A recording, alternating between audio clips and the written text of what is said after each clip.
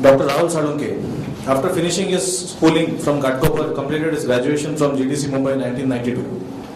He did his post-graduation in orthodontics in 1995 from A.B. Shetty Institute of Dentistry, that is Mangalore.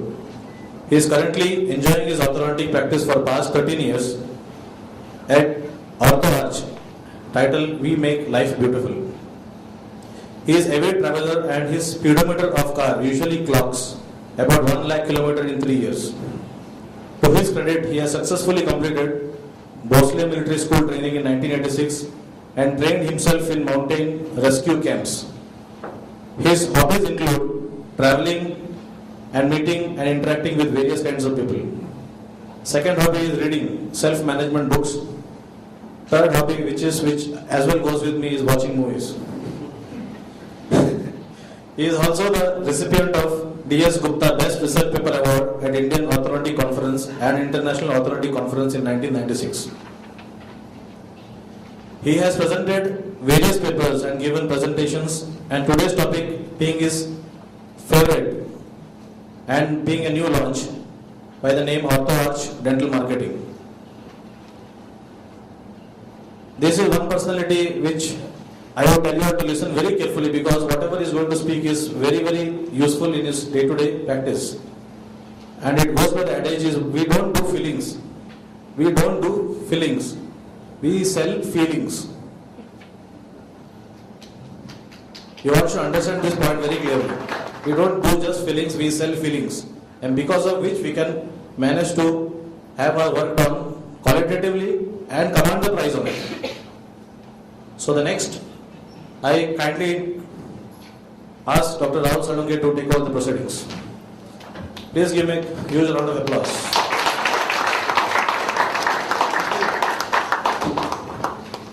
Thank you, Dr. Prashant. Thank you very much.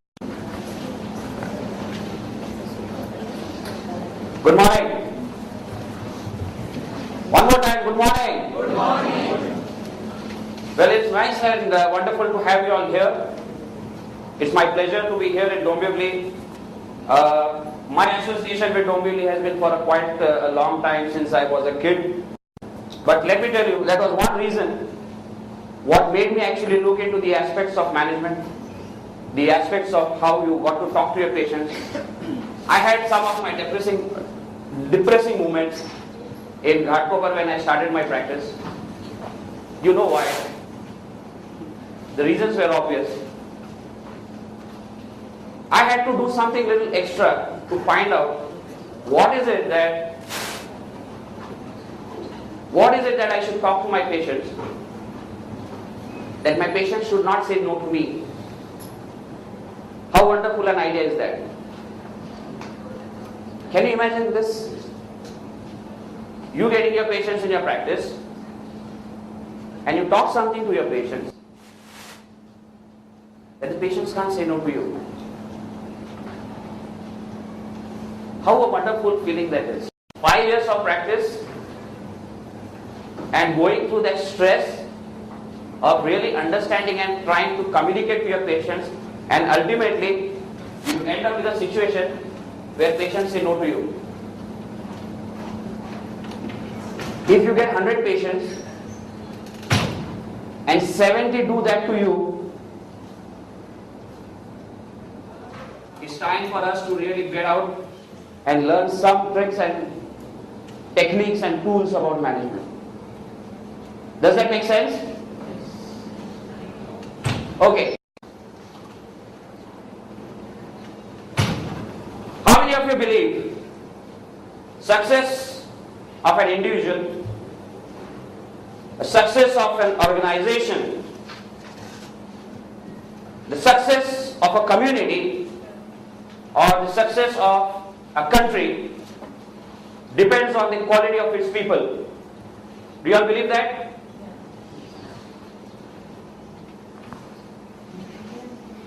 Great. Now imagine if in a place like Dombivli we can practice where you have good quality people, it really makes your job easy, isn't it? Makes your job easy. The only problem lies with us is we have got to understand that there are certain tools and techniques, still we have got to use them. we just can't have a situation where you have good people around and then you waste your potential that you may have by not applying these techniques and really converting these patients into your real patients. Make sense? We may get 100 patients in a day. Consultations. And if just 5-10 start with us, how good it is? Or how bad is it? Very bad. Okay, let me start with this little small story. These Japanese people, they are fond of eating fish. Okay? Fond of eating? Fish. Not just any fish. They are fond of eating fresh fish. What fish? Fresh fish. But as the population of Japan started growing up, the availability of fresh fish was a little problem. This fresh fish in and around Japan started disappearing. So these guys had to take, this fishermen had to take these boats right inside the sea and then catch those fishes and come back. It used to take few days. By the time the fish is in the market, it's not that fresh. Will it remain fresh? It's not that fresh. Then they came up with the idea that started taking their freezers along with them. But Japanese were very smart. They would understand the difference between a fresh fish and a frozen fish. Time went by, then somebody came up with an idea. They started taking fish tanks with them. Huge tanks where they would catch fish, put the fish in the tank and get the fish live. But you know what happened? The Japanese were even smarter. They understood that that fish is not the same quality and same taste. The fish sales went down. Then one brilliant chap came up with some new idea. What he did was, in each tank, they started keeping one shark fish. What would happen? The shark would eat 1 or 2 fishes, but that would keep all the other fishes on their toes, running from here to there, and that fish remained the fresh fish when it reached the market. Alright? I hope this is one of those shark-like lectures for you all, which will keep you on your toes to understand these tricks, these tools on marketing, so that you start using them on your patients and reap those benefits. Make sense? Yes. Okay. You are here because you wanted to excel, right? You wanted to understand certain tricks about marketing. You wanted to understand certain tricks about how you would like to talk to your patients. Yes, no? Yes. Or you are here to understand and use those tools, what I am going to teach you, so that you really convert your potential patients into your actual patients. And I hope it is the second alternative. There are no miracles. There are no miracles. It is all your application of these tools. And believe me, these tools are successful. Why? One, basically they are not mine. I have learned this from somewhere else. In a place like Ghatkopar where I practice, if it helped me over a period of time, I understood the value of these tools. Money. How important is money for you?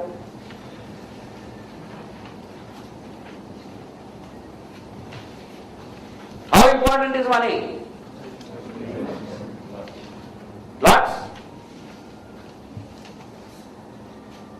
Normally when I ask somebody how important is money, I generally see people dancing like this. With two hands. As though if you raise 2 hands, you are going to get double the money. Now I'll give you something. Money is important.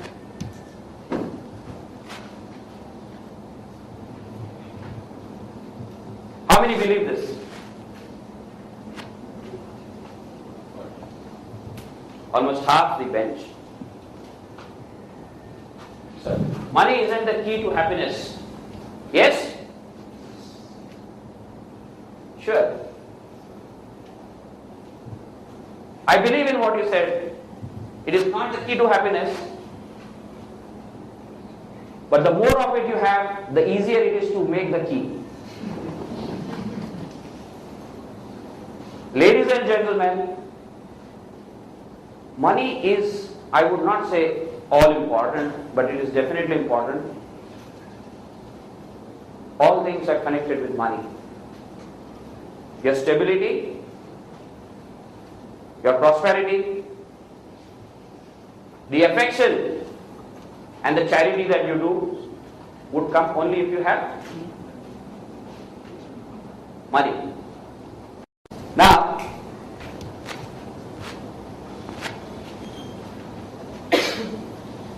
what does this signify? You all saw that money is important, isn't it? Is it something to do with patience for us? Does money correspond to your patience? Yes, no? Yes. So if losing money is really the sad part, it actually means to lose money is almost as good as to lose your patience. Right? Yes or no? Yes. Studies have shown that patient loss is mainly because of improper communication. How many of you believe that?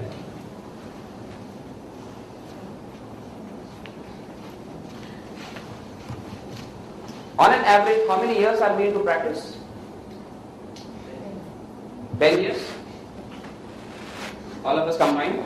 10 years? When I asked you that question, improper communication is the key why we lose patience. What stopped you from taking extra efforts to learn more about communication? If we all know that communication, lack of proper communication was the problem, what really stopped us from taking that extra effort all these 10 years?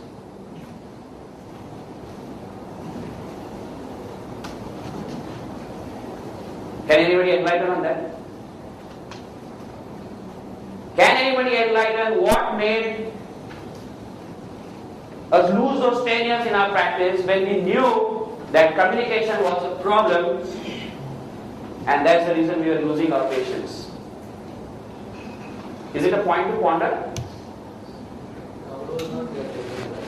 Rahul was not dead 10 years back. I wish I could help that. Alright. The reason why we didn't realize that is the rule of 1585.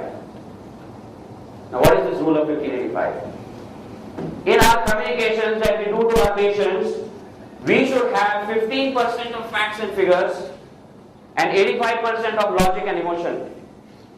Right? What have we been taught all these years in schools and colleges that we have gone? All that we have is 100% facts and figures in our conversation with our patients. Now what are those facts and figures, I'll tell you.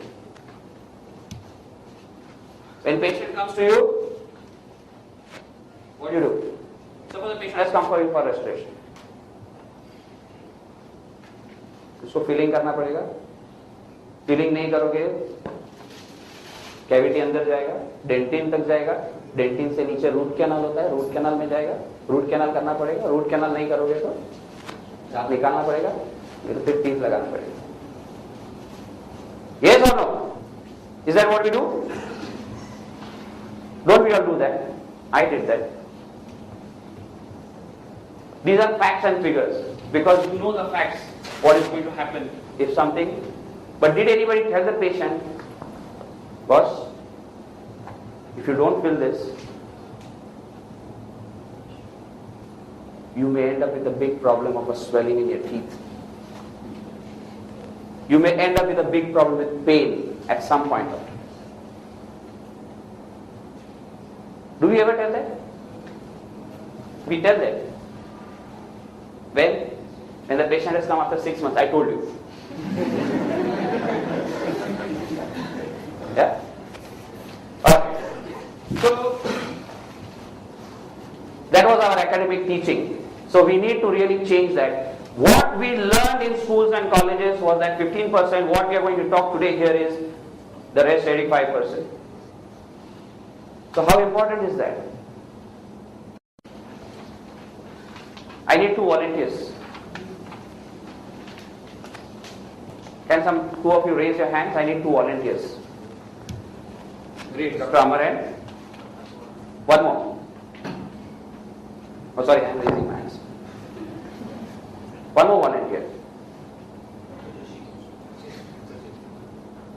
Dr. Sachin. Okay. Dr. Amar, Dr. Sachin, I'll ask you one question. Now, if I ask you your dreams, would it be difficult to tell me your dreams? Go ahead. Dr. Sachin? I would like my patients to know Dr. Sachin as a brand. Excellent. In future. Okay. They get good quality treatment at the very reasonable rates. Good quality treatment at reasonable rates. Both doctors, thank you very much for your inputs. Now please close your eyes for 2 minutes and listen to what I am saying. Dr. Sachin and Dr. Amar, if I give you 10 crore rupees tomorrow,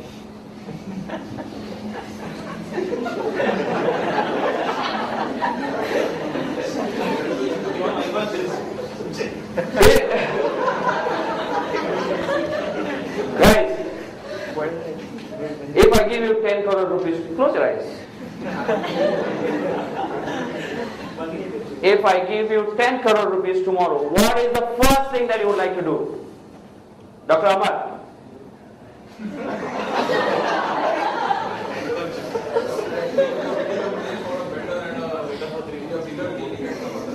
Alright, you would like to invest in a better clinic and a bigger place. Dr. Sachin, what's your reply? Same thing. So we'll have 2 clinics, bigger and better in Dombivli. Right? Question is, you can open your eyes. The question, now these are your dreams. You understood? These are your real dreams. Now why I asked you to close your eyes? You get dreams only when you close your eyes, right? Now if these are your dreams, the current kind of work that you're doing, how long do you think will take you to achieve those dreams for you? 2 years. 2 years. How long? 5 years. 5 years. Now, if I could show you these tools that would double or triple your confidence, significantly impact the rate of your patients, and positively impact your income, would you like to use it? Dr. Amar, would you like to use it? 2 years? You said. 6 months I am giving you. Good enough? Very good. Alright. Now this dream building is essential for all of us. You got to know what your dreams are and then take action to achieve those dreams. Can you progress without a goal? You want to go to Delhi, you go to the ticket counter on the railway platform and go there and just tell the counter, give me a ticket. Do you do that? Can you do that? You'll have to tell him, give me a ticket to Delhi. Yes, no? Means what? It means essentially that you know what your goals are. It's only then you can proceed, right? How many of us really know what our dreams are? So assume, if you want to know what your dreams are, you assume that somebody has given you 10 crores and think what is the first thing you would like to do. That's your dream. Okay? Got it? Understood or not? Yes. Now let us see what is the art of closing the sale. I'm sure in past few days when you read the topic, the art of closing the sale, did anybody come across or had a vague idea what does that close mean?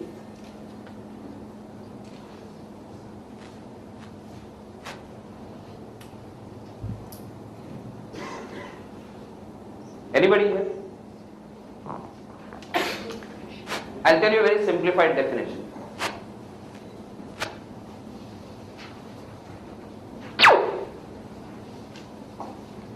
The closing the sale is the art to help you as fishermen, that is you as dentist, to catch the fish, and that is your patients, and catch the fish in such a way that the fish would still feel that they are in good and safe hands.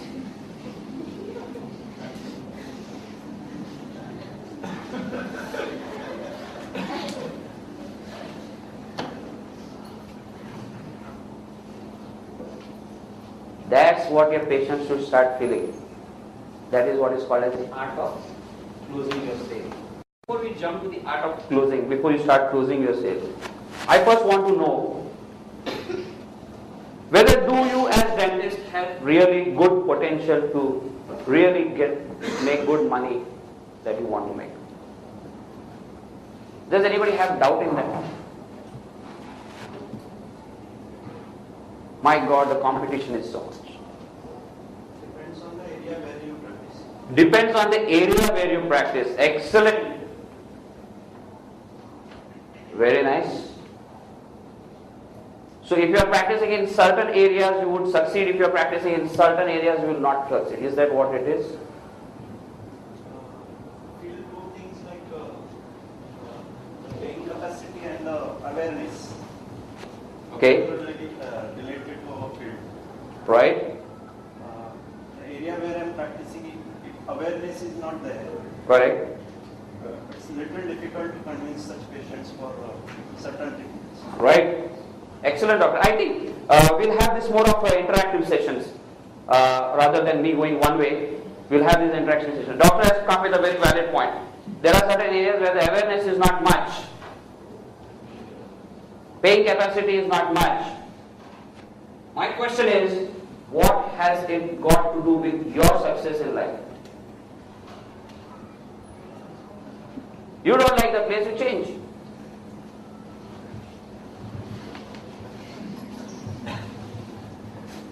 If you feel, that happens if you know what your dreams are. That would happen only when you know what your goals are. That would happen only when you know where you want to get in life. If my definition of success might be different, your definition might be different, your definition might be different. You may want to go to Delhi, I may want to go to Nagpur, somebody may like to go to Chennai. But your goals, you should know what your goals are. And if you're not happy with what you're doing there, you can do two things. Either you change the place, go to a place where you feel you would be successful, or make people change around you so that they start accepting you. Make sense? Which is a better option? Second. Alright. Now what is selling and who sells? I'll just quickly run through this. You know Dilruba Ambani, right? He sold us the idea that you can talk long distance at the cost of a postcard. He sold us that idea, right? Did they realize the idea? They did. They sold it to you. Yes or no? I'll tell you how I got involved with this sell process. First, as Dr. Joshi had rightly mentioned, the area where I practiced, I was looking for answers. I was looking for those answers where I was in your similar situation, 5 years practice, nowhere to go, thinking about changing places. I thought about it. There's one person who made a difference in my life. He'll be on your screen for 2 seconds and then vanish. Just watch his eyes carefully.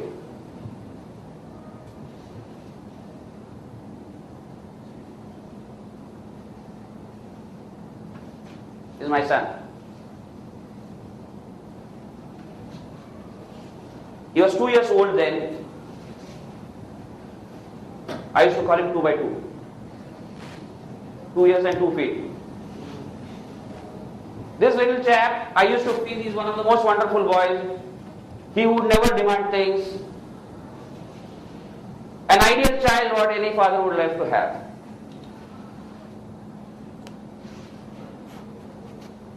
Till the time I realized, ये बंदा मुझे कितना चुना लगा रहा था.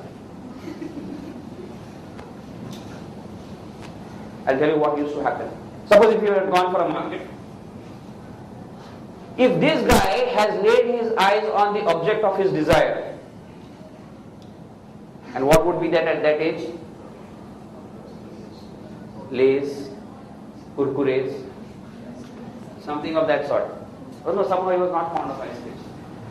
His lays and kurkures. You know what he would do? He would have observed that. He would take 2 steps and then call me back.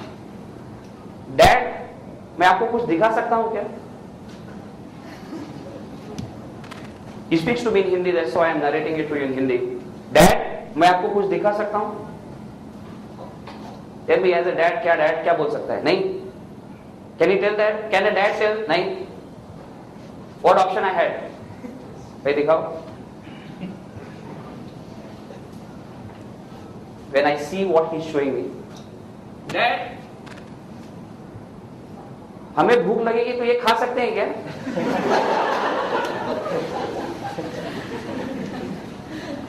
Can you imagine kids 2 years old? Dad, हमें भूख लगेगी तो हम ये खा सकते हैं क्या? What option dad has? अच्छा, फिर मैं एक आपके लिए लूं, एक मेरे लिए लूं? Again no option. भाई ले लो. डैड ने क्या खाना था? एक चिप उसमें से. ये बंदा 2 पैकेट गटक लेता. Okay, till then I still was not very much. I used to still feel, what a wonderful boy. He never cries. He never throws tantrums. He never starts rolling on the ground. Wonderful kid. Then when I started reading about these management books, I understood he's a master at it. And all kids are. All kids are master at this. The only problem is, as we grow, we forget that mastery. Now, then I started realizing, Dhirubhai Ambani is here. This 2 by 2 is here. I thought, we as dentists, we are somewhere in between this, isn't it? At least. Now he could sell, if this 2 by 2 could sell, what are we doing?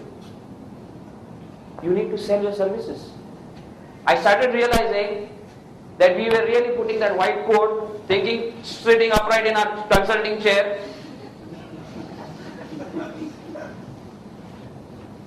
And we used to think big about ourselves. We need to sell. And who sells? Who doesn't sell? Lawyers sell. They have to sell it to the judge that their argument is correct. Yes or no? Chartered accountants sell. Doctors have to sell. And yes, sir, and ladies and gentlemen, we as dentists, we need to sell. We need to sell our services. Do you all agree? Make sense? Diamonds. Anybody here who doesn't like diamonds?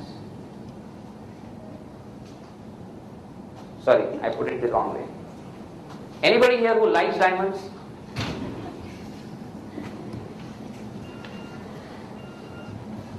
Why others don't like?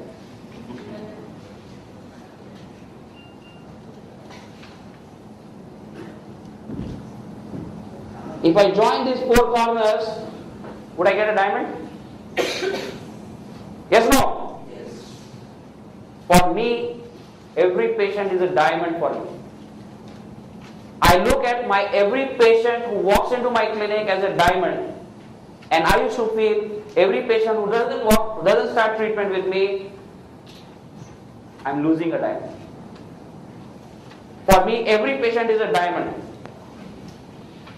Do you agree? Yes or no? Every patient is equivalent to a diamond. But to get this diamond, you need to join these 4 points, right? Yes, no, hello? Yes. You need to join these 4 points to get that diamond, is it not? Now let us see what those 4 points are. The first point that you start is increasing your patient base.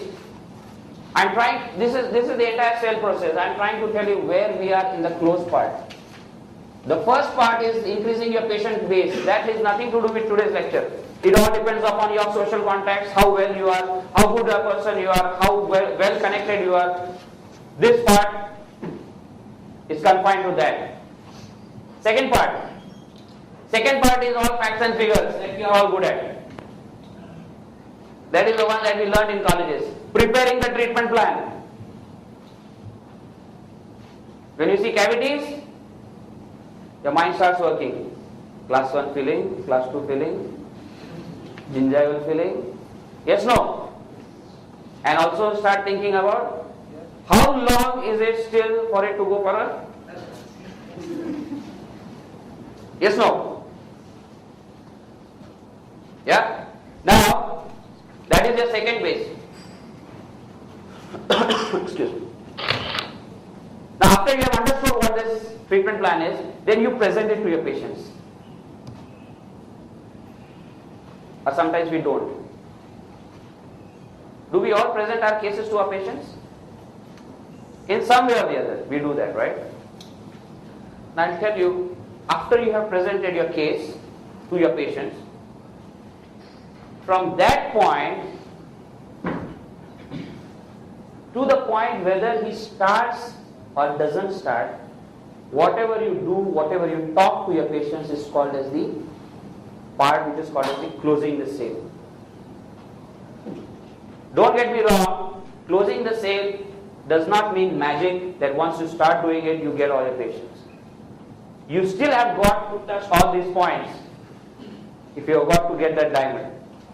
You just can't start just closing the sale, you just can't learn these tools of closing the sale and think that the patient is yours. You still have got to do all the other points. Do you agree? Yes, no? Make sure that you touch all the points, and the last part that you do is called as the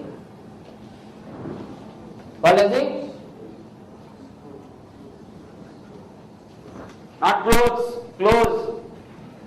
Called as the close. That's your diamond. Now, it is also a part of the process. From here to here to here to here is all your investment time.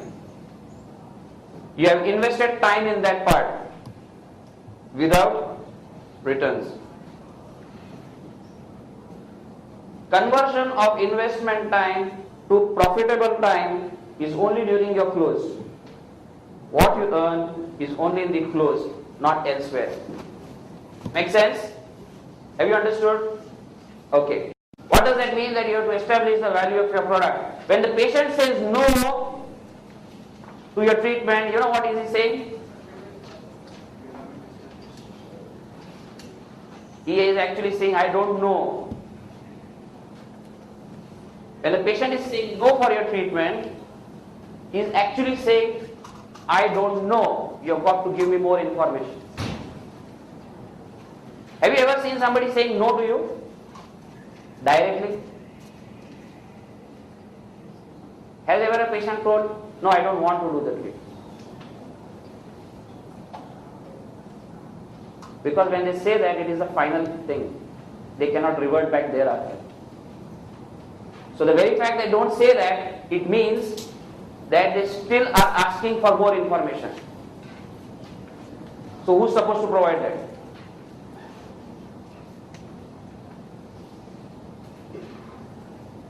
Who's supposed to provide that?